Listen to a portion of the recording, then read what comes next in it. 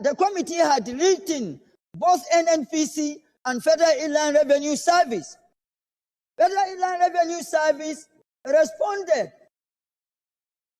My distinguished colleagues, this is extremely very important, please.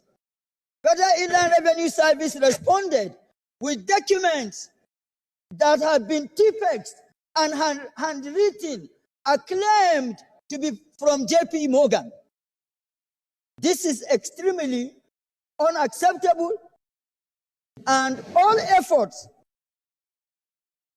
for the needful to be done haven't been achieved. We've done all efforts. That is why Senator Abdul Ningi said what he said. And on Port Harcourt refinery, our colleagues were there. They saw what they saw. But the question I have, from the day NNPC said Port Harcourt refinery has commenced operation, how many trucks have been able to lift products from Port Harcourt refinery? Mr. President, distinguished colleagues, technically I have this for this Senate to know about Port Harcourt refinery. And unless and until NNPCL answers this question, we will not be bamboozled into commending or rush into commending NNPC on Port Harcourt refinery. Mr. President, sir, distinguished colleagues, listen to this technicality. A 60-kilometer distribution pipeline from Boni Terminal to PH1, that is Port Harcourt 1, that should supply crude oil to the refinery is not operational because of the leaks and vandalizations.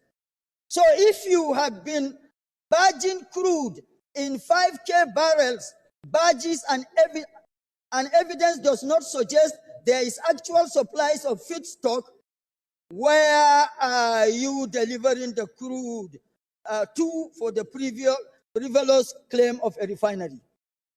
Unless, and of course, the OFSEC Run 94 that is dross and heavy in sulfur landed at Okirika Jetty and was sent to Port Harcourt 1 for curing with naphtha condensates. This is the time for the National Assembly leadership on mid and downstream to step in and compel the NMDPRA and Standard Organization of Nigeria to organize a third-party Robin Round Table for verification of the octane rating and sulfur level of the so-called products trucked out to ensure it complies with AFRI 5 framework. So, technically, what obtains in just a minute. We just finished commending the government. We applauded the president. We applauded NNPC. Now you are commending the government. You are putting a spanner. No, I'm not putting a spanner. But what I'm saying, what you are saying, yes, is that there's no evidence of crude supply to the refinery. So how could they have refined product that they never received? You are also saying that we should go ahead to investigate whether indeed there is actually production going on there. I think these are very serious. Senator Ningi,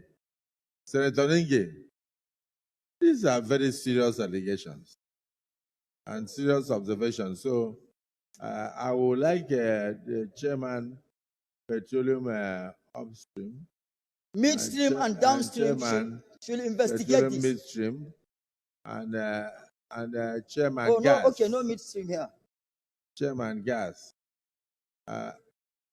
downstream, and chairman gas. I think we must look into this, or maybe after we are through with the MTEP, we rediscuss it in closed session in case we have to set up ad hoc committee to immediately move to Port Harcourt. It's very important. Come back and report to the Senate, because some of the things you are saying are worrisome. Okay, me now. But you have 10 seconds to conclude. Mr. President, let me not be misunderstood.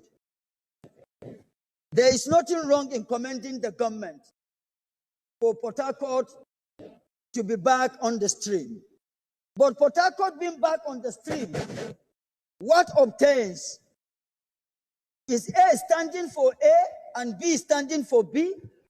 It is the technicality now we're talking about, so that we don't run for 1 month, 2 months, and then stories come up. But this is an information that I've given to the Senate for the Senate to work on. Verify it so that we move on. We shouldn't be, the tantalization is okay, it's enough.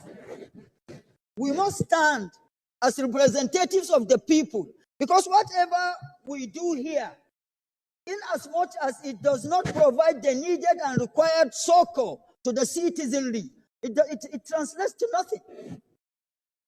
So let the needful be done.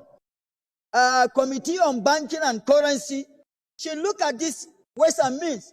So far, Central Bank has charged over 6 trillion on the interest on securitized instruments with debt management. The records are there. There are communications so far, correspondences between Public Accounts Committee and Central Bank of Nigeria. And of course, my Mr. President, distinguished colleagues, everybody here knows that. You know our rules. These issues are not for just mere statement. Put something down and submit the report to the Senate for deliberation. Because if you make just a verbal accusation, you'll be talking like people in social media. And so please, let's have your report on this. So Mr. President, we can take it up. Mr. President, do not, with due respect, link me to social media when I'm talking serious issues like this. No, I said your issues are so serious that they should not be just verbal. Did you hear what I said? I said the issues are so serious that it's not good for them to be verbal. Bring a substantive report or motion on it so that the Senate can take an appropriate decision. And then even mandate the committees on public account and the other relevant committees to go and look into the issues you've raised. For instance, the chairman of the Committee on Banking, and Senator Abiru, I don't know where is he. So we should be able to know if up to 6 trillion has been paid by the CBN as interest on securitization or otherwise. So there are serious allegations that should not come verbally. They should come in writing, so as CBN will also have the opportunities to defend itself. But outside that, thank you very much. But if you have not forgotten, I have sent a document to your office on petroleum profit tax.